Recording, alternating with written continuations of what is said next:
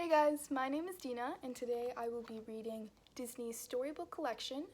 I will be reading the story The Jungle Book from it, which was written by Disney, of course, and this book was edited by Nancy Parent.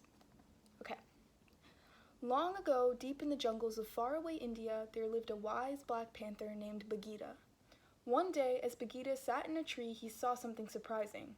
"Why, it's a man cub," said the panther. Bagheera was not able to care for the man cub, so he took the baby to live with a family of wolves.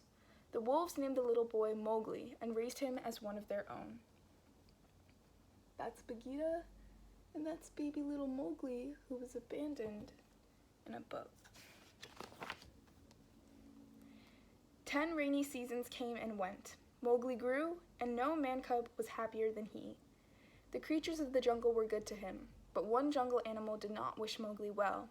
It was Shere Khan, the strong and cunning tiger. Shere Khan feared nothing but man's gun and man's fire. He was sure the man cub would grow up to be a hunter. "Shere Khan has returned to our part of the jungle," Akela the wolf said one day.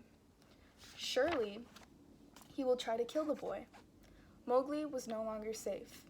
"It is time for Mowgli to return to his own kind," Bagheera said. "I will take him to the man's village." "Hurry," Akela said. "There's no time to lose." Bagheera and Mowgli started on their way. "We'll spend the night here," Bagheera said, as they settled down on the branch of a tree. Just then, Kaa the snake appeared. He thought Mowgli would make a tasty morsel. The snake used his hypnotic eyes to put Mowgli in a trance. He wrapped the man cub in his coils. Bagheera awoke just in time to smack Kaa on the head and send him on his way. So that's Mowgli traveling on the back of Bagheera, and here's Mowgli and Kaa the snake.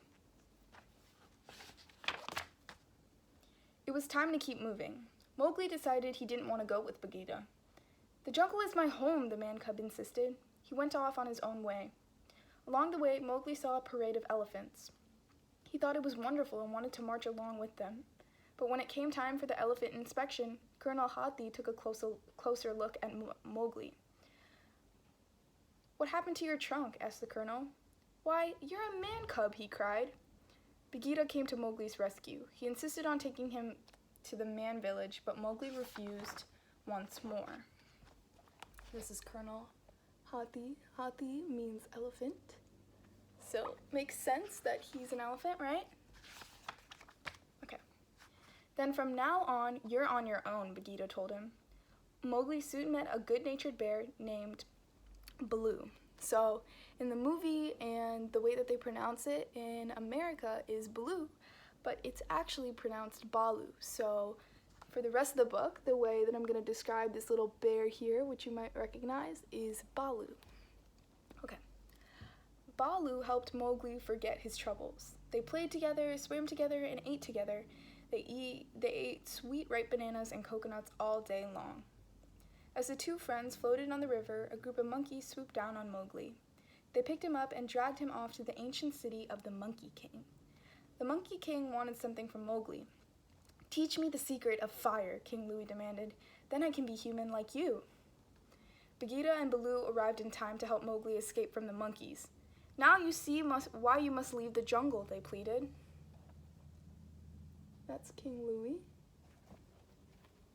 But Mowgli still did not believe his friends. He ran away from them again, right into the great Shere Khan himself. "I'm not afraid of you, Shere Khan," said Mowgli bravely. A storm began to blow around them. Suddenly, a bolt of lightning struck nearby. That's Shere Khan.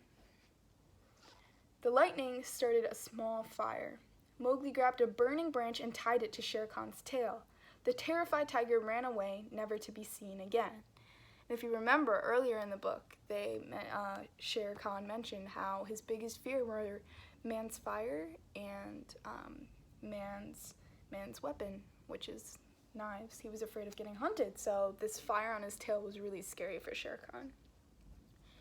As Mowgli proudly walked through the jungle with his friends, he heard a new and beautiful sound.